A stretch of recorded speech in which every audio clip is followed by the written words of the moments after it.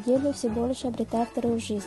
Если раньше рукоделие использовалось в повседневной жизни, то в наше время, когда можно купить любое изделие в магазине, ручная работа имеет большую значимость и ценность.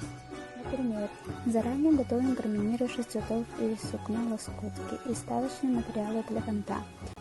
Берем два одинаковых по размеру лоскутка, между ними вставляем полоску канта, кабатык, и выравниваем срезы по верхней линии. Скрепляем крупными стежками, после чего прошиваем на машинке. Отрезаем лишнюю ткань канта с лицевой стороны и изнаночной стороны проглаживаем утюгом с паром через сухой проутюжильник. Подточиваем швейной машинке и по заранее сделанной выкройке. Соединяем квадратики. Изделия, сделанные на якутском национальном стиле, кабутахтиги, можно не опасаться встретить похожую вещь, так как изделие, сделанное собственным дизайном, замыслом, становится эксклюзивным.